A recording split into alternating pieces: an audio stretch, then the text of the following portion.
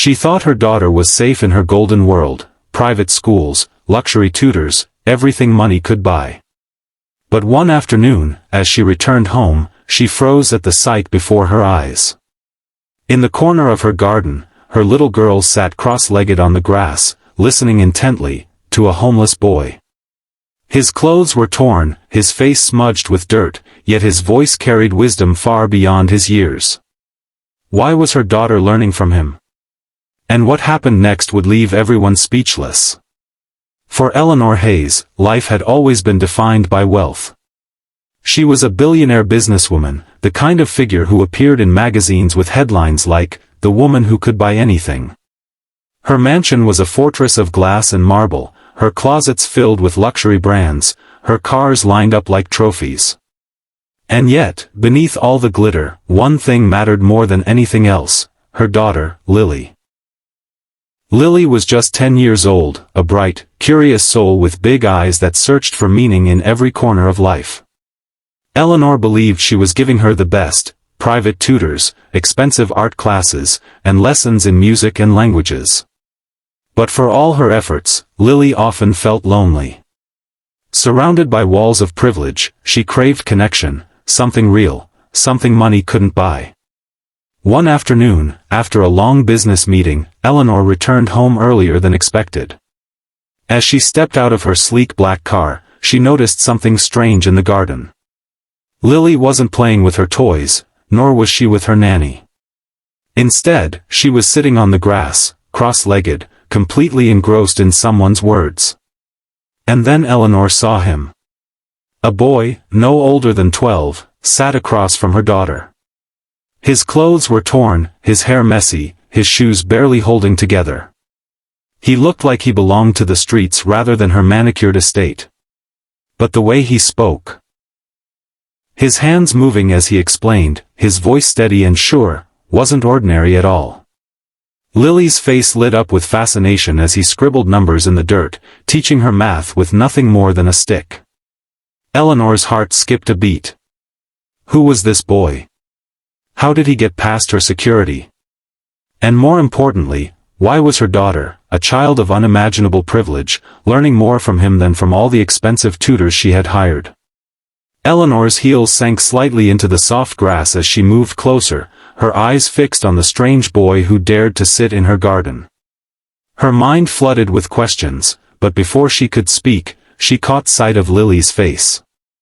Her daughter was smiling, truly smiling, the kind of joy Eleanor hadn't seen in years, not even during the grandest birthday parties or after opening the most expensive gifts. The boy was hunched over, his stick tracing shapes in the dirt. "See," he said, his voice calm but confident. "If you break the big problem into smaller pieces, it's not scary anymore." Lily nodded eagerly, her small hands clapping in delight. Eleanor's breath caught.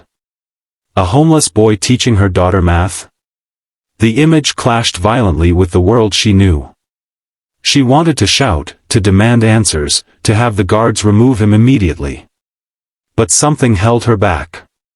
His tone wasn't just instructive, it was protective, almost brotherly. Still, her instincts screamed. She stepped forward. "Who are you?" Her voice cracked the calm like thunder. The boy froze, his eyes wide. Dirt smudged his cheeks, his shirt too thin for the chill in the air. For a moment, he looked ready to run. But then, surprisingly, he lifted his chin. "My name is Daniel," he said softly, almost apologetically. "I didn't mean any harm. I was just teaching her." "Teaching?" Eleanor repeated, her voice sharp with disbelief. Lily jumped in before her mother could say more. "Mama, don't be mad. He's amazing. He knows so much. He taught me faster than any tutor ever did." Her daughter's excitement was like a knife twisting in Eleanor's chest. She had spent thousands on the best educators, yet here was a boy with nothing, no books, no home, not even shoes without holes, who had captured Lily's attention in minutes. Daniel lowered his gaze. "I live near the alley behind the school," he admitted quietly. Sometimes I listen through the windows. I remember what the teachers say. I just wanted to help. Eleanor's heart stuttered. This wasn't arrogance, it was survival. A boy who had nothing, stealing knowledge from places he wasn't welcome, and now passing it on freely to her daughter. She wanted to feel angry. She wanted to feel insulted. But all she felt was conflicted. The sight of him, frail, hungry, but still determined, gnawed at her carefully built walls. What did this boy see in Lily that compelled him to sit here? Why risk being chased away, or worse, arrested for trespassing? Before she could sort through her spiraling thoughts, Daniel stood abruptly, brushing dirt from his hands. I should go, he murmured. His eyes flickered with fear, as if he expected punishment for simply existing in the wrong place. But Lily grabbed his arm. No, Mama. Please, don't let him go. He's my friend. The word hit Eleanor harder than she expected. Friend. Her daughter had called this homeless boy her friend. Eleanor stood there, torn between two worlds, the fortress of wealth she had built to keep her daughter safe, and the raw humanity of a boy who had walked in uninvited, yet given her daughter something no money could buy, connection, hope, and knowledge. And in that moment, one thing became clear, this encounter would not end simply. The tension in the garden was so thick, it felt like even the wind had stopped moving. Eleanor's eyes burned into Daniel, while Lily clung desperately to his arm. For years, Eleanor had believed that wealth was the shield her daughter needed. That money could buy safety, knowledge, and happiness. Yet here stood a boy with nothing, and her daughter looked at him as though he were the most important teacher she had ever known. Step away, Lily, Eleanor commanded, her voice sharp. But Lily shook her head violently, tears welling in her eyes. No, Mama. Please. He understands me. He makes me feel like I can do anything. The word struck Eleanor like a blow. He understands her. How could a homeless child, one who had never stepped inside her world, understand her daughter better than she could? Daniel swallowed hard, his voice shaking but resolute. She's smart, smarter than most. She just needs someone to believe in her.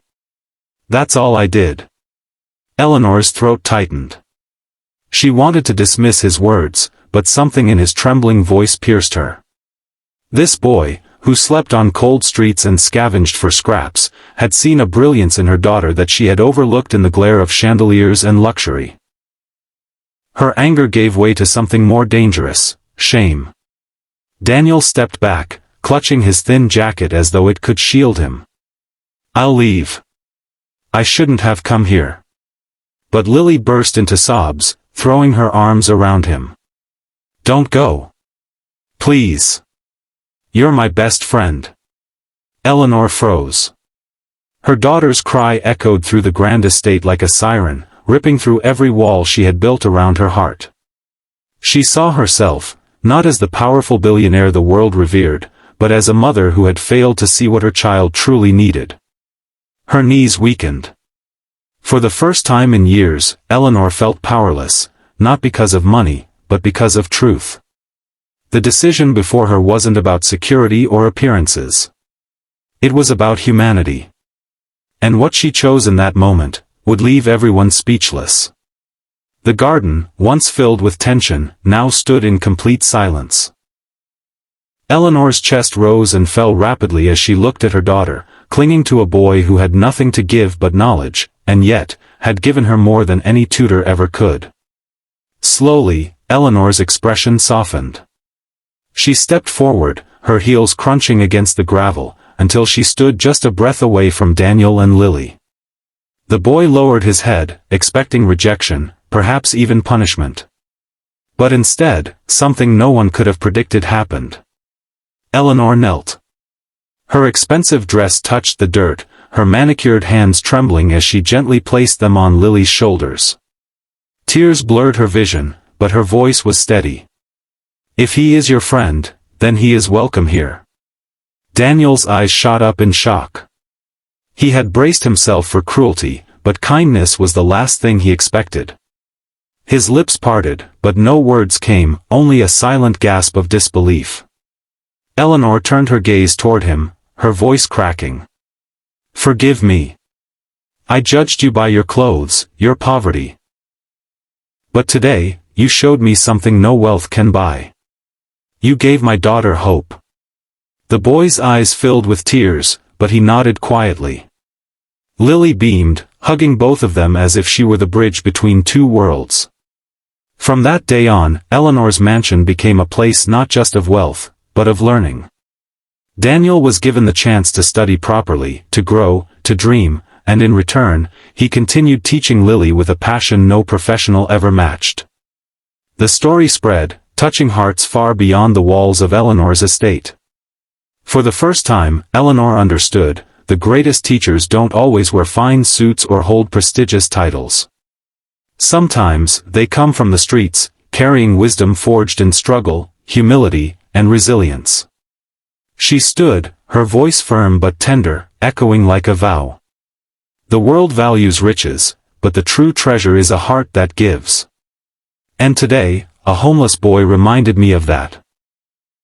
And as people around her later whispered in awe of what she had done, one truth remained clear: compassion had spoken louder than wealth, and it left everyone speechless.